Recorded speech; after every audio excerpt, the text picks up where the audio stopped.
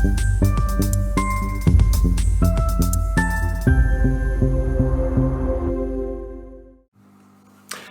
there, my name is William Bird and I'm a GP, and this is Chat with the GP.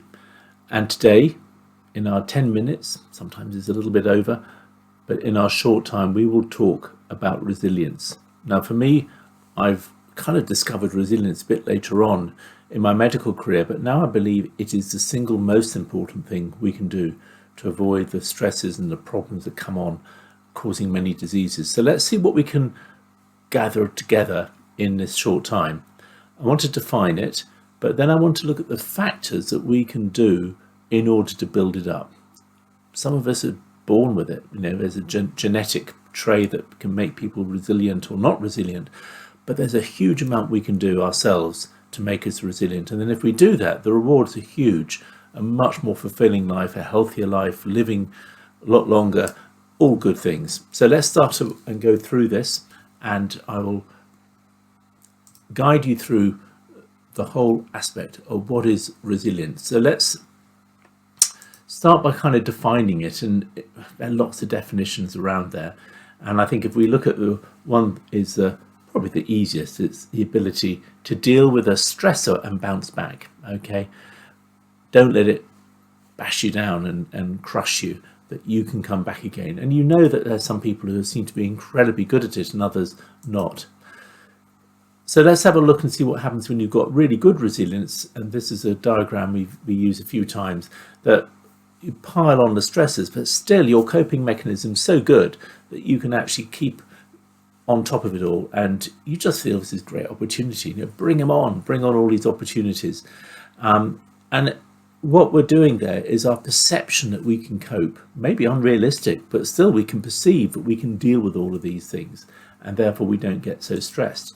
And that's good resilience. Now, when you've got adequate resilience, all the stresses are piling up a bit more, then obviously you can just about cope. And that's when you just feel it's a challenge. That's a lot of things you get at work, maybe family things, maybe some illnesses as well.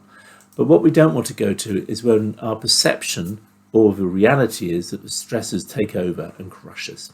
And that's when there's poor resilience. So we're trying to avoid that. And you remember, I'm saying perception, because sometimes we've got adequate ability to be able to deal with these stresses as they come, but we don't think we have. We haven't got the confidence to be able to do it.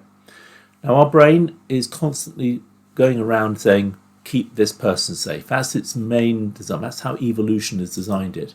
And alongside that is belonging to a group. So important. And probably the single most important thing that has been found recently to help us live a longer life, having that connection together, which all builds together with the resilience. And then feeling valued, of course, is that you've got to feel there's a purpose in your life and why you're here. Now, if we get all of those right, it's all great, because our body can deal with it, and we get stress. We need stress. We need stress to be able to deal with things and build our resilience and to actually enjoy life as well. You need a little bit of push all the time.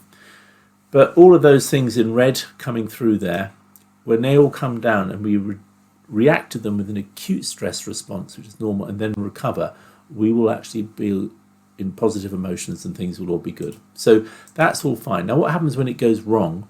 Well, you get unsafe, you get unvalued, and you feel alone. And when that happens and you start getting all the problems coming through, then you've got this weak resilience going to chronic stress, not the acute stress anymore. Negative emotions, that leads to poor sleep and inactivity, poor diet, addictions that can go on to diabetes, hypertension, depression, anxiety. And you can see the whole cascade kind of collapses, really, all because at the top we had that weak resilience.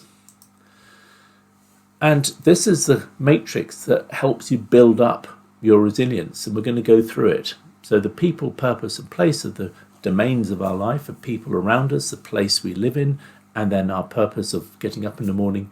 And then the safe, valued, and belong we've just seen are the big things that the brain is constantly making sure we get right. So let's have a look at the first bit, the people bit, and see what we can do. And what you'll find here is the more we give out, the more we get back. It's not just a receive program here. This is actually going out and you start to feel actually you get as much back, if not more. And that's where we have to shift away from perhaps being very self-obsessed with some of these things that we do to try and get our well-being back. We should be out there giving as well to be able to get back. So the first thing is to have a loving, trusting relationship. If you can have that relationship with either someone, with your child, with your spouse, your girlfriend, your boyfriend, with your parents, with friends, that real pillar of your life will be unshakable. And that's what you really have to try and have. Now, you may not have anyone at the moment. That's fine, because there are other things we're going to talk about which can help make up from that. But this one is something that has been fundamentally proven to be one of the greatest ways of getting your resilience, particularly for men, I have to say. Friendship and listening, that's kind of one down almost from a love and compassion, but listening is so important. The more you listen, the more you'll get back. And obviously other people trying to listen to you. So you talk to your friends when you're in trouble. They will tell you, get rid of all of those things you don't need to do. Avoid that person, he's causing you problems. They'll just give you that advice you often need.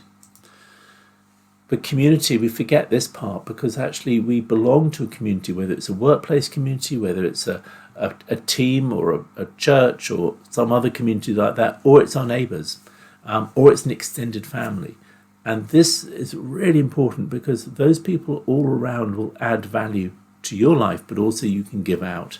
And that again has been shown to be hugely important, those relationships, to build your resilience and health. So let's move on to the purpose part, which is the kind of feeling where we are right, why are we here, what's going on here.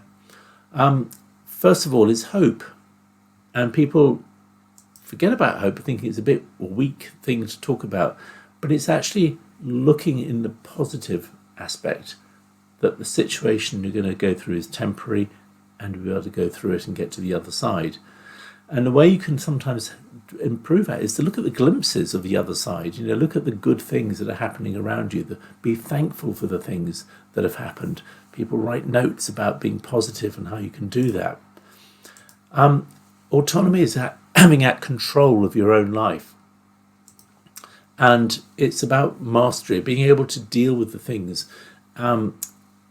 Education, of course, helps a huge amount. Learning new skills, being ability to improve your abilities of power, and having your confidence to say no to things, and setting rules for those difficult relationships so you don't feel constantly pushed away or pushed down by those relationships you're kept up. So autonomy is really important, because you want to have a good health and the ability to get out of problems and not feel you're always having to be dependent on others.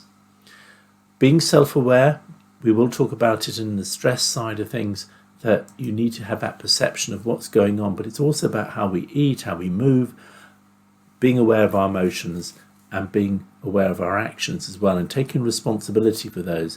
This is a real key part of building our resilience, because we feel we can get in control of a lot of these things. And of course, health and the activity and diet, really important. Keep learning. We've said about that autonomy, you need to learn, but be creative, try new things. This is Beyonce with her bees. It's a great hobby. She says without that, she said, I find it really hard to deal with all the stresses I go through.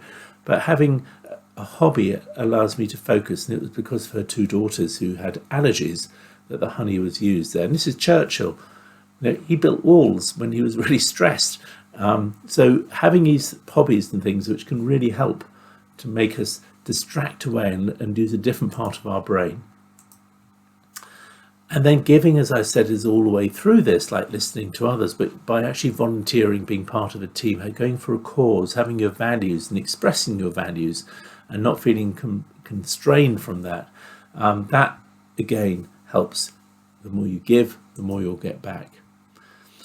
And then finally, on the place side, we look at the workplace to start with. So if you're in work, the psychological safety of being yourself, being able to open up without feeling crushed, without feeling looking stupid, being honest, but also being respectful. In the family, the same thing.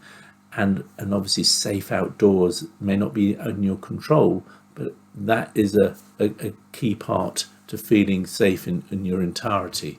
So the other part is the wonder and kind of beauty around us of place. And that's where you feel valued and you value it. It goes both ways. Nature is a key part. I've got 3 books there, which can really help to understand about how nature and your health can improve. The bottom blue one is my one, which I wouldn't encourage you to get because it's an academic one and it really might put you to sleep, but it's there anyway if you need it. And then finally, that kind of heritage, that feeling of belonging, the roots of where you belong in a place. And it's often a melting pot of people around you and understanding where everyone has come from, being aware that we're unique and we have a value here. We've got a right to be here. And so does everyone else. And we have to respect that. And that puts us in a much stronger position, again, of resilience, if we know we've got a real value and a right to be in wherever we are. So there are the elements of the resilience. You can see all of those together create a real strength. It doesn't tell you you're going to be resilient. It tells you that you have got the ability to be a lot more resilient. I hope that's helped. There's a lot there, but that's the basis of lots of the talks we'll be doing on identifying some of those aspects and pulling them out and getting into more detail. Thank you very much.